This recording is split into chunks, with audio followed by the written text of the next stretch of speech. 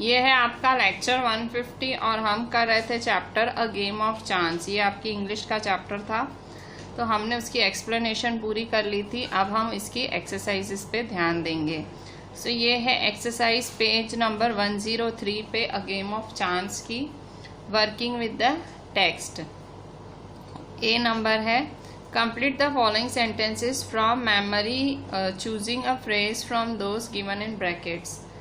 तो यहाँ देखो, आपको याद मतलब जो आपकी मन से आंसर लिखना वैसा है। Dash was held at the time of Eid festival. Eid festival के टाइम क्या आया था? Big show, big fair, big competition. क्या आया था? बड़ा मेला। So a big fair.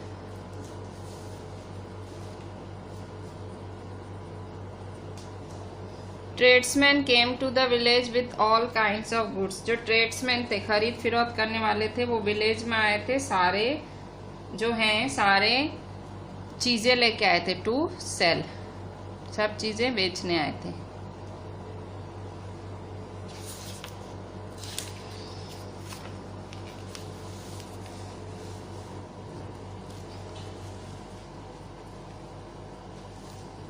Third number,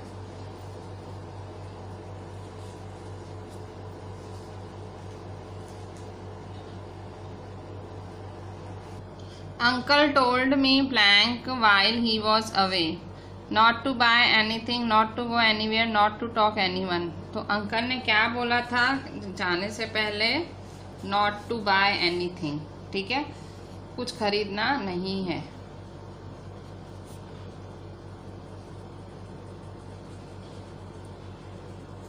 The owner of the lucky shop wanted everybody present blank। जो लकी शॉप का मालिक था वो क्या चाहता था? कि सब हर कोई अपनी किस्मत आजमाए, टू ट्राई देयर लक।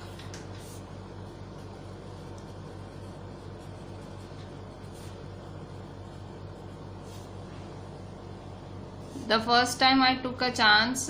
जब पहली बारी मतलब राशिद ने खेला गेम, तो the first time I took a chance I got bottle of ink, 2 pencils, trifle. क्या आया पहली बारी में? 2 पेंसिल्स।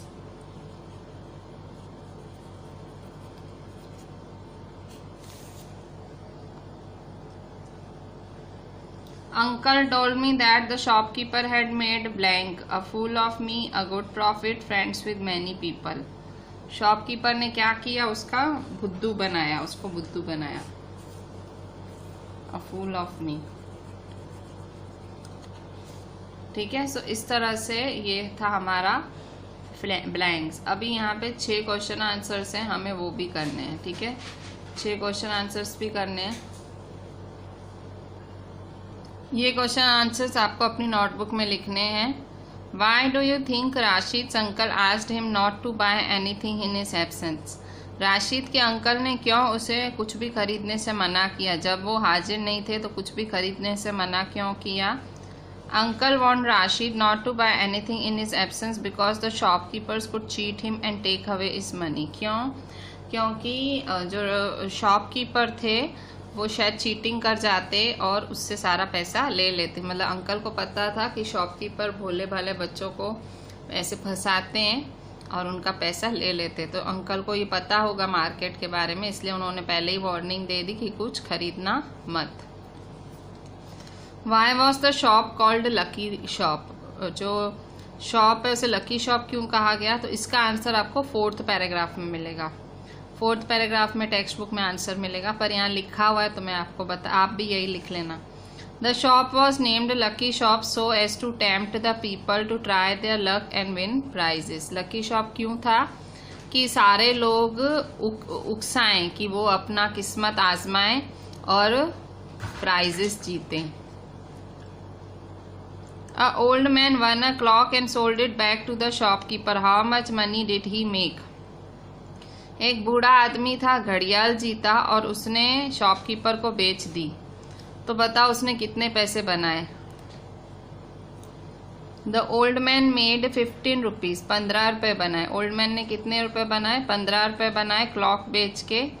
शॉपकीपर को जब उसने क्लॉक वापस बेची तो 15 रुपए कमाए। How many prizes did the boy win, what were they. Boy ने कौन कौन से प्राइजेस जीते और वो कौन से थे। बॉय ने 4 प्राइजेस जीते, ठीक है। बॉय वन 4 प्राइजेस, 4 प्राइजेस जीते। Comb, fountain pen, wrist watch और टेबल लैंप, ठीक है। सो बॉय ने 4 प्राइजेस जीते। Why was Rashid upset, Rashid क्यों दुखी हो गया। Rashid was upset because he thought he was unlucky at the game of chance, क्योंकि उसे लगा कि भाई उसका किस्मत खराब है, उस गेम ऑफ चांस में उसकी किस्मत खराब है।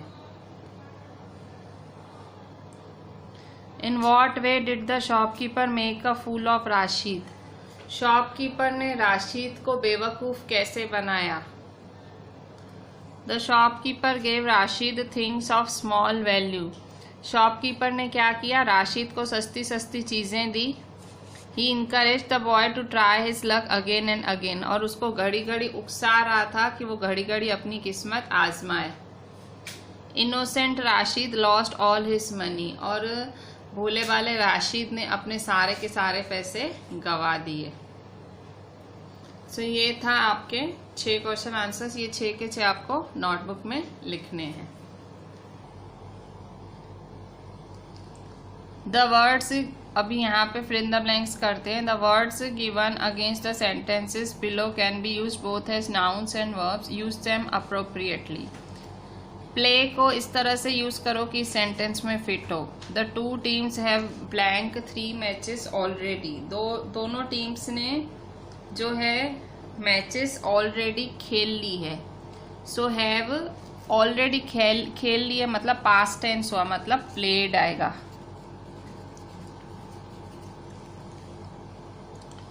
The last days blank was excellent, अब लास्ट दिन का खेल को प्ले बोलते हैं, लास्ट डेज प्ले। तो यहाँ देखो ये प्ले है, यहाँ प्लेड में यूज, यहाँ प्लेड होके यूज हुआ, यहाँ प्ले यूज हुआ, ठीक है। Next second number,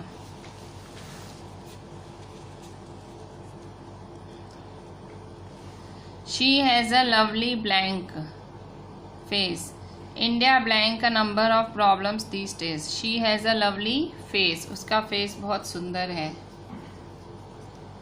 India blank a number of problems these days, India को बहुत सारी प्रॉब्लम्स फेस करनी पड़ रही है, faced.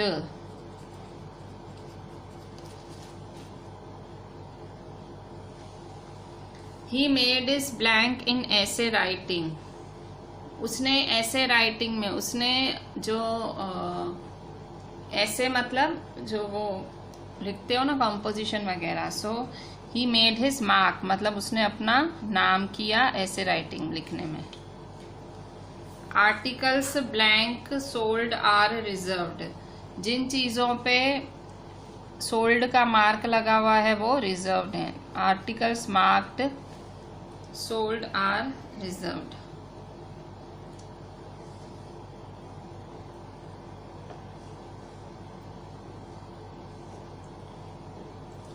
The police are blank the area to catch the burglars. The police are combing the area.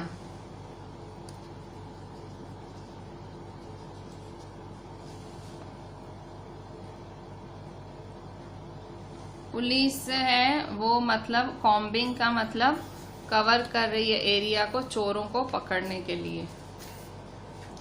Combing का मतलब cover करना होता है, ठीक है, चोरों को पकड़ने के लिए एरिया की कॉम्बिंग। सो ये हुआ continuous. An ordinary plastic blank cost 5 rupees, एक सादा प्लास्टिक का कॉम्ब 5 रुपए कॉस्ट करता है। He gave a blank in answer to my question, he gave a smile, जब मैंने उसे क्वेश्चन पूछा तो वो स्माइल किया। We also blank to see him smile. अब देखो ऑलरेडी स्माइल वर्ड आ गया है, सो we also smiled, हम भी हंसे। जब वो स्माइल हुआ किया तो हम भी स्माइल किए। He said he blank to be invited to the party. He said he hoped. Hoped मतलब आशा है कि मेरे को भी इनवाइट किया जाए. We gave up blank office joining the party. We gave up hope.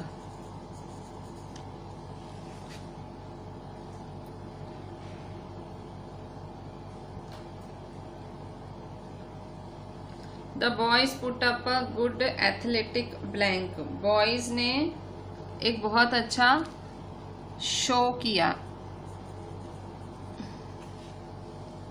The soldiers showed great courage.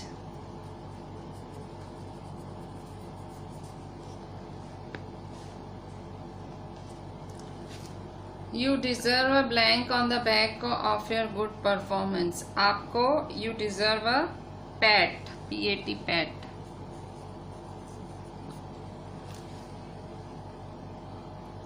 The teacher blanked the child on the cheek to encourage her.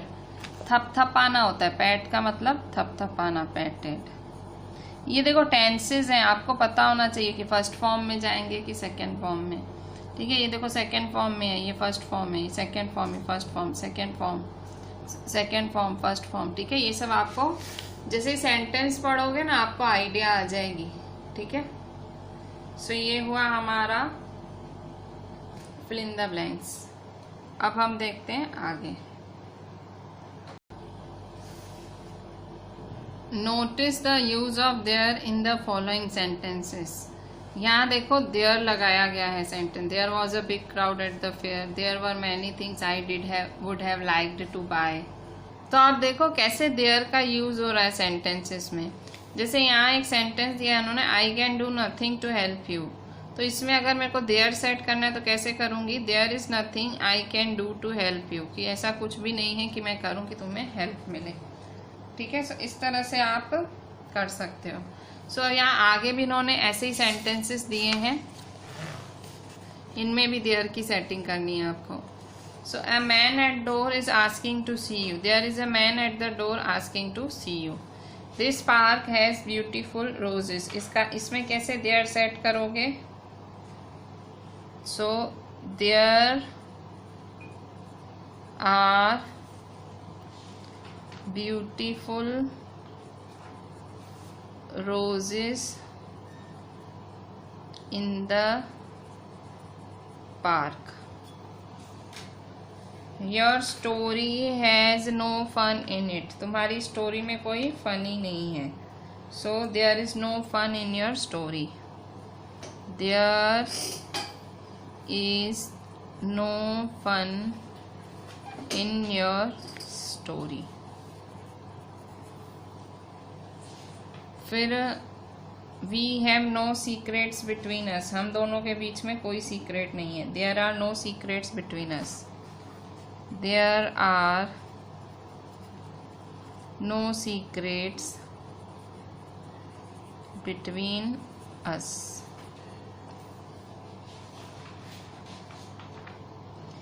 My village has 2 primary schools. There are 2 primary schools in my village. ठीक है, मेरे village में 2 primary schools हैं. The problem can be solve in 2 ways. Problem को 2 तरीकों से solve कर सकते हैं. So there are 2 ways to solve this problem. There are 2 ways to solve this problem. ठीक है, 2 तरीके हैं इस प्रॉब्लम को सॉल्व करने के. ठीक है, सो ऐसे आप देयर का यूज कर सकते हो. ठीक है, दिस पार्क इज. बच्चों अभी फिल इन द ब्लैंक्स हैं, ये इन बॉक्स में से ये ब्लैंक्स हमें भरने हैं. ठीक है, so there was a blank Eid fair in our village. हमारे विलेज में एक बहुत बड़ा, सो यूज, बड़ा मतलब यूज, सो यहाँ यूज आएगा. We could buy anything from a blank toy to a blank camel. हम हर चीज़ खरीद सकते थे. तो from a tiny toy to a big camel, so tiny और big. I went to the fair on its blank day, मैं fair में कब गया? लास्ट डे पे गया। राशिद लास्ट डे पे गया। विद अंकल एंड भैया, we went to the lucky shop, it was very blank, it was very कैसा था शॉप वो? इट वॉज वेरी इंटरेस्टिंग, बहुत ही इंटरेस्टिंग था। I tried my luck but did not win any prize. Later, uncle told me that I was more foolish. ठीक है, मैं बेवकूफ था। अनलकी मतलब मैं अनलकी नहीं था, बदकिस्मत नहीं था, मैं था बेवकूफ था। ठीक है,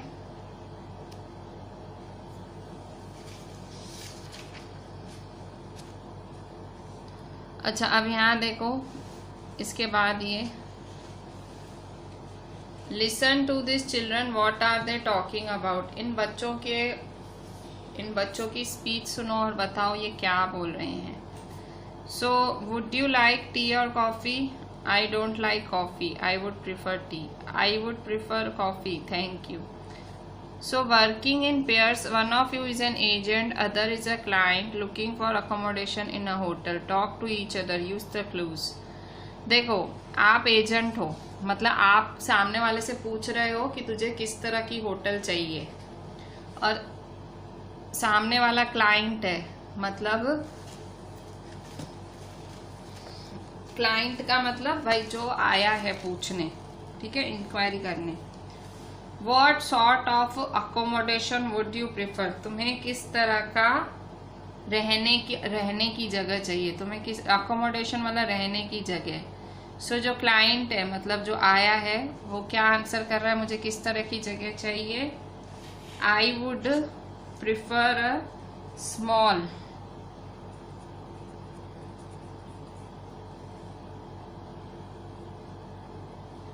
but nice accommodation.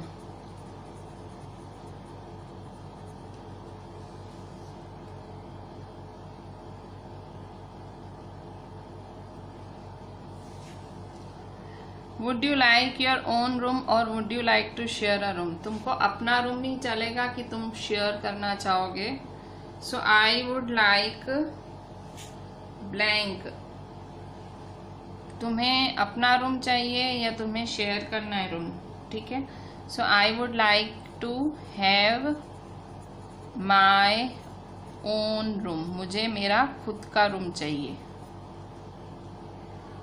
Would you like a room with a television, क्या तुम्हें टेलीविज़न भी चाहिए? Yes I do, I would like to have my own room. I don't think I would like to share my room.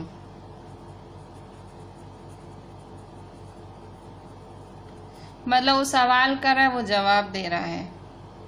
अगर आपको देखो, मैं एक बार फिर से रीड कर लेती हूँ। I would like to have my own room, I don't think I would like to share my room, ठीक है। Would you like a room with a television? Yes I do want a room with a television.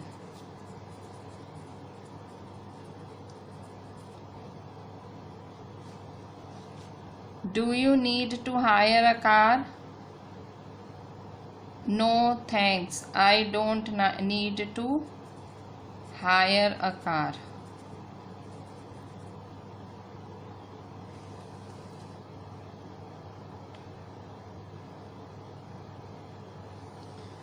No I would prefer going by bus, मैं bus में ही चला जाऊंगा।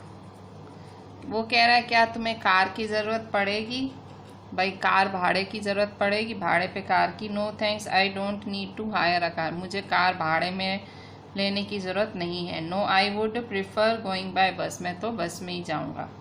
What sort of location are you interested in?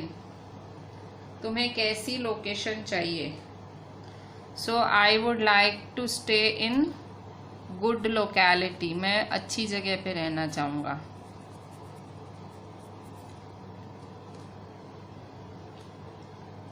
Have you any other requirements? क्या आपकी कोई और requirement है? Yes, I must have a terrace. मुझे एक टेरिस चाहिए. Yes, give me your mobile number.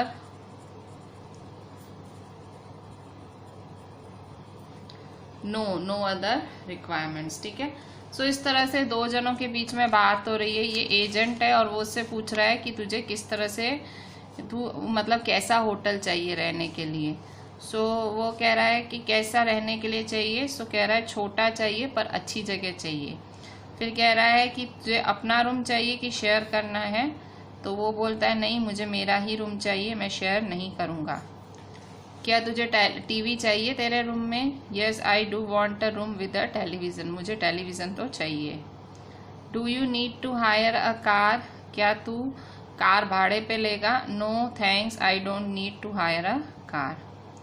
No, I would prefer going by bus. मैं bus में ही आ जाया करूँगा. What sort of location are you interested in? तुझे कैसी लोकेशन में इंटरेस्ट है? So I would like to stay in good locality. मैं अच्छी जगह पे रहना चाहूँगा. Have you any other requirements? क्या तुम्हारी और कोई रिक्वायरमेंट्स हैं? Yes, I must have a terrace. मेरे पास एक टेरिस होना चाहिए उस होटल का. Yes, give me your mobile number. मुझे अपना मोबाइल नंबर भी दे दें. No other requirements. सो ये था आपका. इस तरह से आप क्वेश्चन आंसर्स कर सकते हो. ठीक है.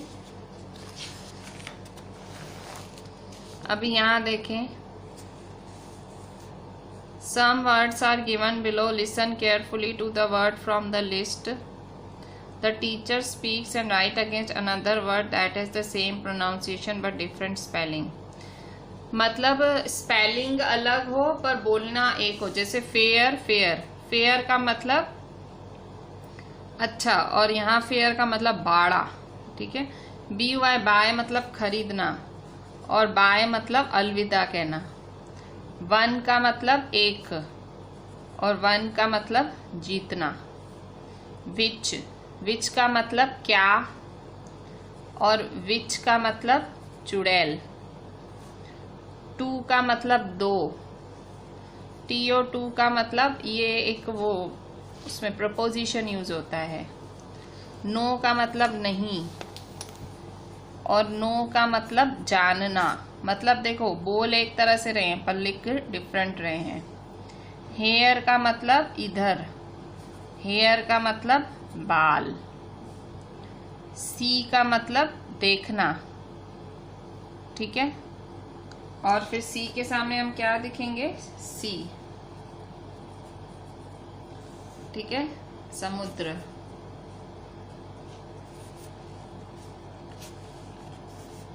देयर का मतलब उधर और देयर का मतलब उनका. देखो फर्क है. हेयर का मतलब खरगोश. तो यहाँ पे भी हेयर बाल. अच्छा, तो यहाँ हेयर है तो यहाँ सुनने वाला हेयर लिख दो क्योंकि दोनों में एक जैसे नहीं हो सकते हैं ना. यहाँ सुनने वाला हेयर लिख दो. HEAR hear. ठीक है. सुनना. नन का मतलब वो जो चर्च वगैरह में होती है ना वहाँ पे नन. और नन का मतलब कुछ भी नहीं. ठीक है. सो ये था ये चैप्टर. इस चैप्टर में मतलब राशिद की कहानी थी जो कि मेले में घूमने जाता है और अंकल को पता होता है क्योंकि अंकल बड़े हैं कि मेलों में बच्चों को लूट लेते हैं ये मेले वाले. तो अंकल को सब पहले से ही पता होता है पर अंकल उसको समझा के भी जाते हैं और भैया के साथ छोड़ के जाते हैं. पर वो लकी शॉप वाला इतना ज़्यादा इंटेलिजेंट होता है कि वो ऐसे बच्चों को फंसाता है, भोले वाले बच्चों को. तो वो है ना जानबूझ के सेटिंग करता है. पहले ही 6-7 लोग अपने ही बिठा देता है और ऐसे दिखाता है कि वो सिर्फ जीत रहे हैं, एक्चुअली वो उसी के ही सेट किए हुए सारे लोग होते हैं। सो वो सारे जीत रहे हैं और उसे लगता है कि सबको लगता है कि कैसे ये तो जीत रहा है, तो वो फंस जाता है, राशिद इसमें फंस जाता है। उसे लगता है अरे वाह ऐसे तो जीता जा सकता है, तो फिर वो भी पैसे देना चालू कर देता है और सारे पैसे अंकल के दिए हुए ख़त्म कर देता है। तो अंकल जब आते हैं तो राशिद अपनी कहानी मतलब बताता है कैसे उसको लूट लिया शॉपकीपर ने, पर उसको अभी भी पता नहीं लगता है लूट लिया, उसको ऐसे ही लगता है कि मैं अनलकी हूँ।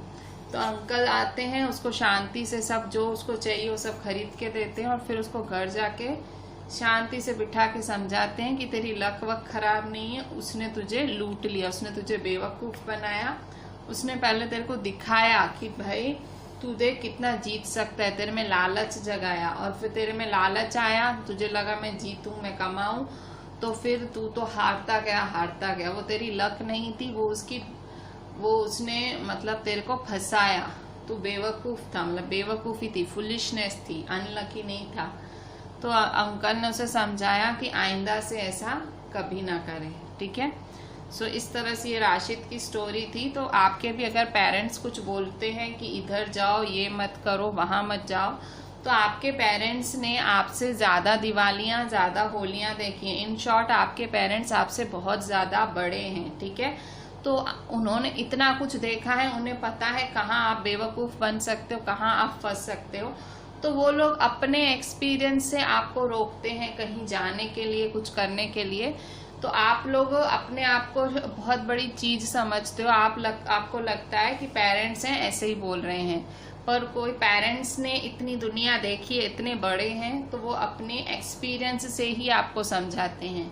तो मैं सिर्फ इतना ही कहना चाहूँगी आप लोगों को कि कभी भी कहीं भी आपके पेरेंट्स, आपके बड़े अगर कुछ बोल रहे हैं तो कुछ सोच के ही बोल रहे होंगे। तो आपको एज अ गुड चाइल्ड आपको समझ लेनी चाहिए उनकी बात, ठीक है। जैसे उसके अंकल ने बहुत ही क्लियर उसको इंस्ट्रक्ट किया था कि कुछ खरीदना नहीं है, तो अंकल ने सोच के ही बोला था, जबकि अंकल ने खुद सब कुछ दिलवाया। मतलब उनको पता था कि इस मेले में ऐसे भोले भाले बच्चों को लूटते हैं, तो अंकल पहले ही इंस्ट्रक्ट करके गए थे, पर उसने अंकल की नहीं सुनी और वो लुट गया, ठीक है। बहुत बड़ा नुकसान नहीं हुआ, पर उसको बुरा तो बहुत लगा ना कि मेरे को लूटा। सो आप लोग प्लीज़ पेरेंट्स की बात सुना करो, अपने बड़ों की बात सुना करो। आपके दादा दादी हैं, आपके अंकल हैं, जो भी बड़े हैं, जो कोई समझाते हैं तो समझ लिया करो, बड़े आपके भले में ही बोलते हैं, ठीक है। Sir just do each and everything very properly, सब कुछ अच्छे से लिखेंगे। जो टेक्स्ट बुक में लिखना है वो टेक्स्ट बुक में कंप्लीट करेंगे, और जो नोटबुक में लिखने वाली चीज़ें वो नोटबुक में लिखेंगे और मुझे व्हाट्सएप करेंगे। Thank you.